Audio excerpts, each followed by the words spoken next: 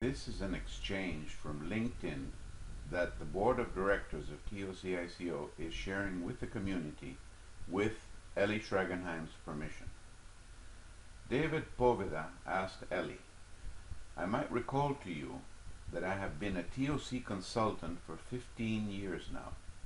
The real value that I got from previous TOCICO conferences was the knowledge delivered by Ellie Goldratt. To be honest, the rest was almost anecdotic and social, with some important exceptions, such as your speech on SDBR in Miami. Given that Dr. Goldratt has left us, I have not signed in for this year because of the uncertainty that I have regarding the cost-benefit of attending it. Cost, not only in money, but also in time, may be more important at this moment. Would it be worth it to spend the money in 1 week? Will I get really substantial new knowledge? I have not made up my mind yet. Please convince me. Thanks in advance. Good to be in touch with you." Here's Ellie Schragenheim's response. "Thanks, David, for putting this question on the table. I assume many experienced TOC consultants and practitioners are asking the same question. Would we hear any new breakthrough insights in the coming TOCICO conference? I believe that this is exactly what is going to happen. In a minute, I'll describe what we, the board of directors of TOCICO, planned for the Chicago event specifically to answer this question. First, I'd like to draw attention to the fact that you know well, that Ellie Goldratt had a passion to push intelligent people to achieve their personal goal and add value to the world. This created the chance for quite wide and varied group of people to become the personal pupils of Ellie.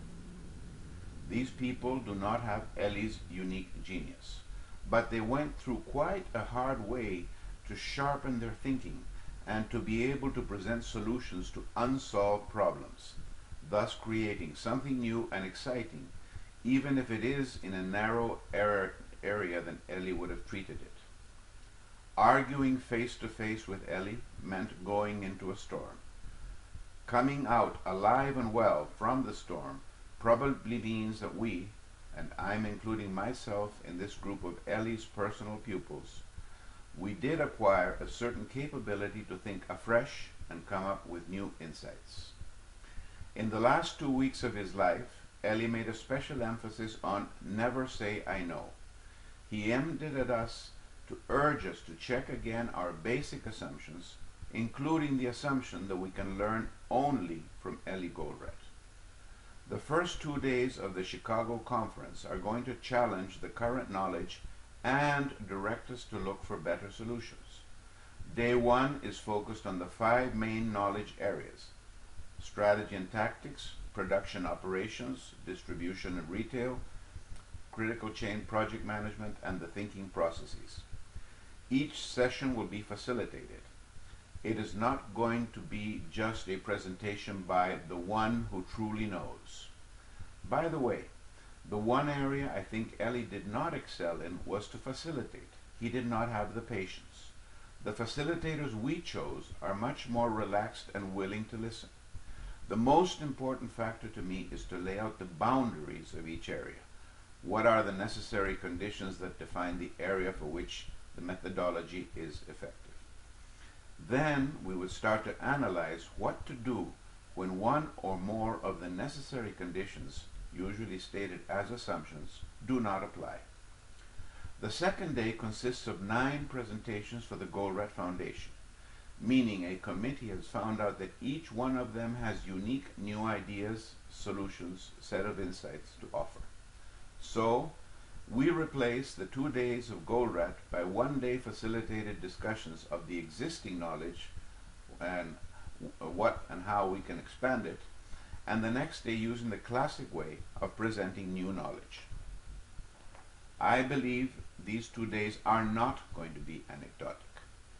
The 2 remaining days are going to be somewhat different as well. One important change: most presentations would take only 30 minutes, including questions and answers. Then we plan a Hyde Park corner for even shorter presentations and discussions.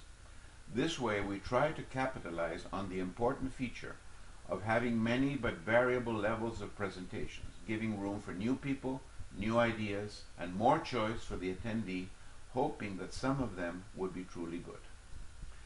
Suppose that out of 10 presentations you listened to in the last 2 or 3 days, 7 or 8 of them did not add anything worthwhile.